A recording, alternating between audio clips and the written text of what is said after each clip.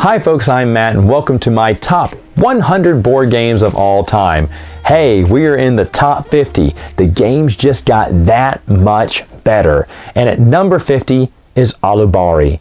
This is a tea game where it's basically just a new reskin of Snowdonia. If you played Snowdonia, you know you're basically clearing off rubble off tracks, getting different workers out there in the game. It's kind of worker placement too, where you're doing certain actions, basically building buildings across the tracks or different areas that it goes to get extra victory points in the game. The weather is going to determine what you can and can't do. Getting extra trains, extra cards will really help you out. There's chi that you can use to help give you bonuses on top of your actions.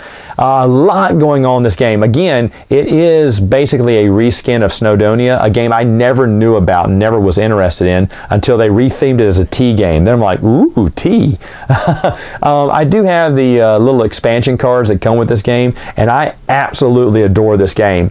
This is another game that came out, and when it came out, after it came out and I reviewed it, I think I played it maybe once after that, or maybe twice, and that it's been a while since I played it, but I know that I love it so much. And hey, for a new game to rank this high, you know it can't be that bad.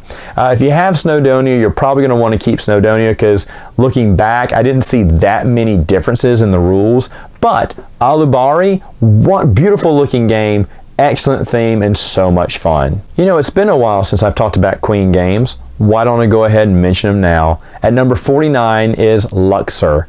Luxor, you are basically going through this tomb, uncovering certain tiles. You're playing cards. It's very neat. You play cards on the outside of your hand, then you put a new card in the middle of those four cards you have remaining, and so you're always playing from the outside of your hand. That's kind of neat. Never seen that before.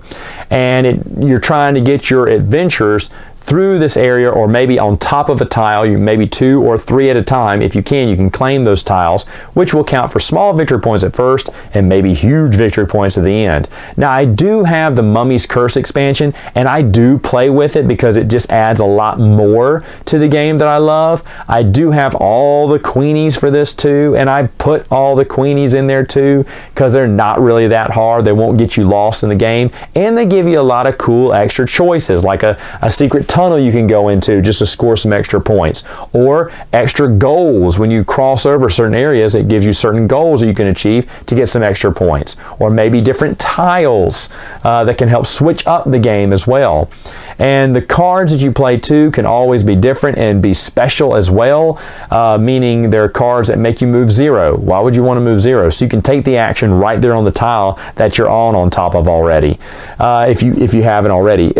It's such a fun game. Just like Queen game, get that lightweight or midweight game and just make it fun. That's all this game is straightforward fun. I don't know what it is on prices. I forgot to check the price on this, but I'll be honest, it's another Queen game that sits happily on my shelf at number 49. Number 48 may be my favorite tea game of all time right now. I don't think I have any tea games further up the list, but anyway, Darjeeling. Darjeeling, you're a little guy with a cart and you're pushing him across tiles, gathering these tiles to form crates to cash in for tea, to put on little wooden ships that will eventually, the farther they move out to sea, the more money they'll be making. That's why you always want to be selling teas to, first off, get your tea cart up to the highest point, but then you don't want anyone else selling tea because they'll bump your cart off and you'll go back to making 0 points. The game, you will not win this game if you're trying to cash in on a lot of crates at the same time, because you can do that. You can put in tons of crates and I'll make tons of victory points. Yeah, but while you were doing that, someone every turn is always getting victory points. That's how I lost, and lost bad the very first time I played this game, because we were, all of us except for one guy, were going for the big cash in. But by the time we finally cashed in our big points, he had already had such a big lead we couldn't catch up. Coins is money, and you can go up and down on the tracks, and eventually you'll be doing that a while, because to move even further or to move past players or over certain city block areas, you have to pay some coins, so you'll lose some victory points just to gain more at the end. Another game that I see for super cheap all the time, and to be honest, it's a fantastic game. Doesn't look like much, but it is an awesome, awesome game every time this comes out. Oh, and how you pay for tea is how much you get you get for your tea is very important too, because there's certain I don't know how to explain this, but there's a row of little colored cubes or circles. You know, on second thought, I'm not even going to explain that because I just found out that doesn't really work unless you see the visual for it. But Darjeeling is just a top-notch game. Check it out. At number 47 is possibly one of the best pirate games I've ever played. It's Francis Drake.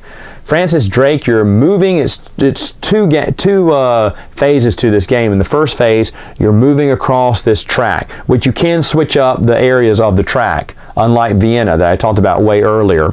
This one you can switch it up if you want to, and you're taking certain actions. You can go as far ahead as you want, but you can never go backwards. Now, in that time, you're trying to gather crew and cannons to go out pirating, and also other barrels that can make you go farther across the board and give you extra choices in the game. There are ways to get some trade too that can give you some big victory points in the end, but basically you're trying to hit fortresses, cities, and galleons. Galleons are going to give you the big points there too.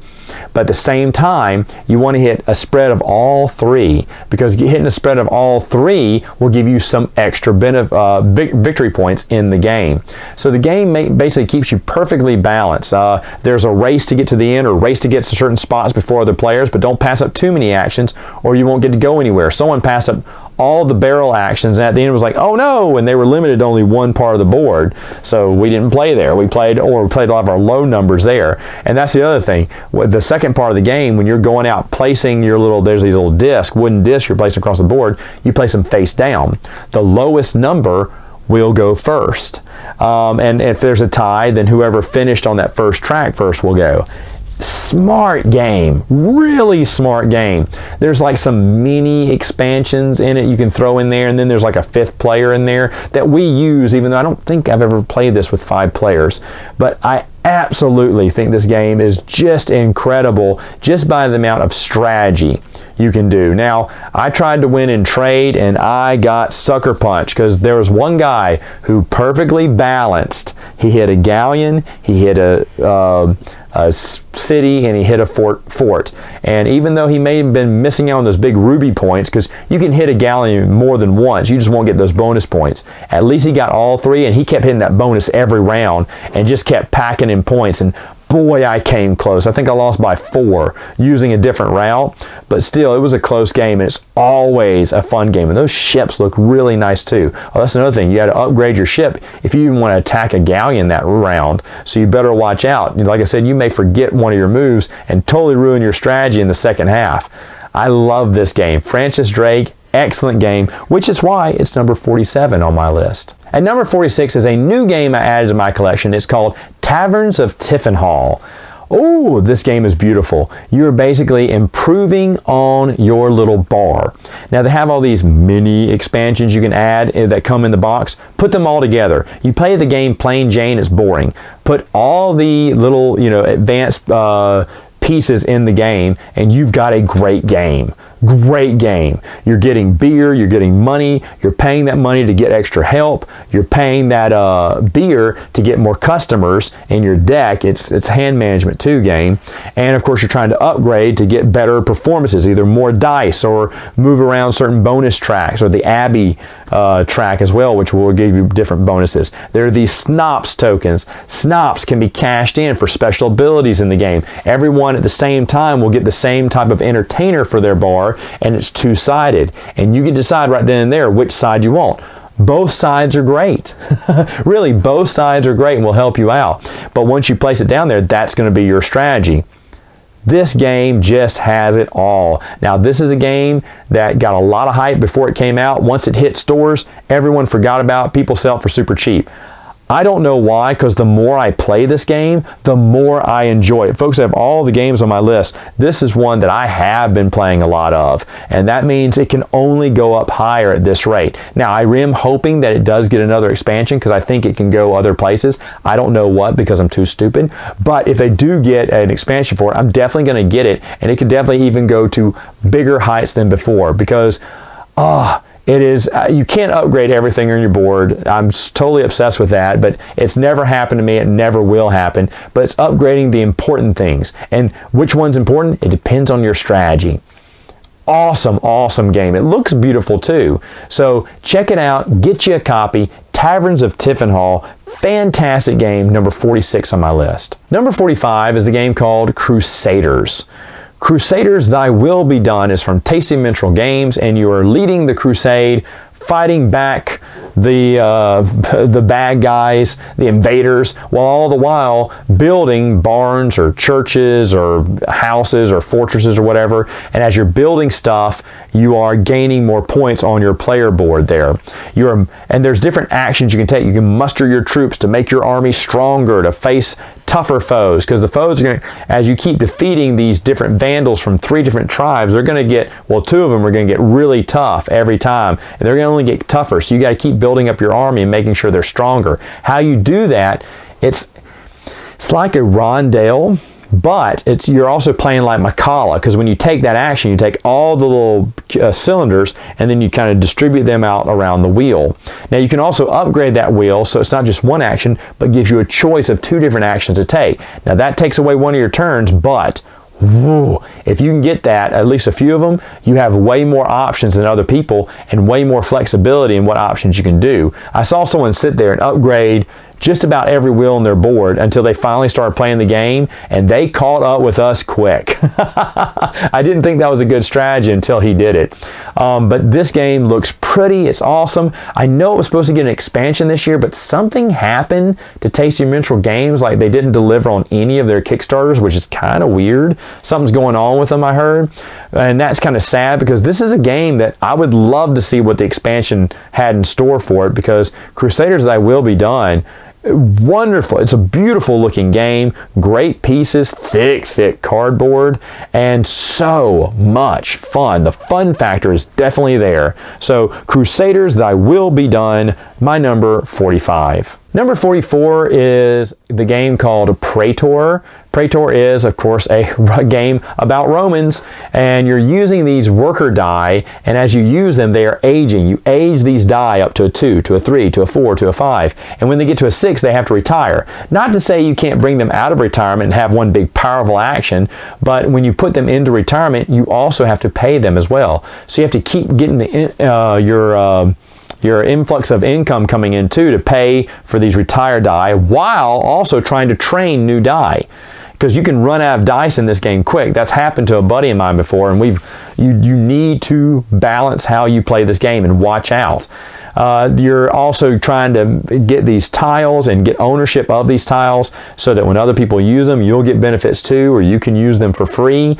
There's several different ways to get victory points in here, and I remember Rado said this is one of his top 10 most underrated games. He did this a few years ago, and that's when I found the game, was last year, and so I bought it, because you can get this game still used for, honestly, super duper cheap. And it's just well worth it. It is just a great game. Board Game Geek store had the little promo mini expansion that comes with it. I got that too, just because I absolutely love this game. There's a lot of things that are, a lot of moving bits here that if you carefully plan things out perfectly, you can win the game. And you can come with different strategies that no one ever thought of before to win the game. So you're not always going for the same tiles or the same strategy. You're going with whatever you can get your hands on and then moving with that, because the goals can kind of shift every round as well. Fantastic game, so underrated. I agree with Rado, very underrated game. Give it a shot, you will not regret it. Praetor, my number 44. At number 43 is the game Signorie. In this game, you're trying to get your family to rise to power. You have these sons, you're trying to get them married off so they will spawn you children, so that you can marry off the daughters into rich families and then put the sons through, have them go through the ranks of the military, the clergy, or the king's court. And at the end of the game, you're going to have the most powerful family ever. This game is basically you're selecting these dice, different colored dice for different actions you can do on your own player board. You can also upgrade your player board to have more powerful actions. And the whole time, again, you're just trying to improve the status of your family overall. Such a wonderful game. A friend of mine showed me this, and I remember this is the first game he ever showed me, and I need to credit him to a lot of the games on my list, but I've lost count over the years how many he suggested to me and I've gotten. This was one of the very first ones he suggested to me, and after that, I've been listening to him ever since. Signorie is an incredible game. There is a lot of strategy in there, a lot of decisions on what you do. You got to have a good balance point on, you know, what colors you want, what the type of numbers. You're trying to get under a certain number for some bonus points as well in the game. And like I said, there's several avenues to victory, and that's something that I enjoy in a lot of games. So Signorie is no different. I have no idea what it's like on the secondary market. I know it is out of print, but I didn't look it up prior to doing this video. But either way, just check it out. Check out my review, check out anyone's review, and you'll see why this game is so fascinating to me, and I enjoy playing it. Every year it comes out on the table, and every year if I'm introducing it to new people, they're at first like, oh, this is a lot of moving pieces, and they catch on quickly, and you really get involved within the theme of the game. So excellent game. Signorie, my number 43. My number 42 is a game that is rock and roll, baby, or Thrash N Roll. Yeah, in this game you are a heavy metal band and you're trying to create the best single, and then you're trying to move that single up the charts. Eventually you're going to record an album and you're trying to move that album up the charts too. And throughout the game you're improving your band equipment, and you're improving your talent. You are getting on the radio, you are throwing rumors or calling out other people on the radio too, and giving them scandal cards that can hurt them in the game. You're trying to get these fan cards to help benefit you in the game. And sometimes, if you're really cool, you'll go Turin with Turbo, which is the best band of all, heavy metal band of all, and you can really net some big points, but that takes literally all your dice to do. Oh, did I mention this is dice placement, where you're placing either 1, 2, or 3 die, and then you're taking small actions, middle actions, or really big actions depending on how much die you're placing down. You also have cards that can also count as ghost die on the board to help you, because each spot has a certain level, a certain amount of dice you can place on it depending on the number of players. So you can easily get blocked out of an area. Like if I want to go in that area, there's only 2 dice spots, but I want a 3 dice action. Well, good thing I had this extra card that can count for one of those dice, and I can get a 3 dice action with only playing two dice.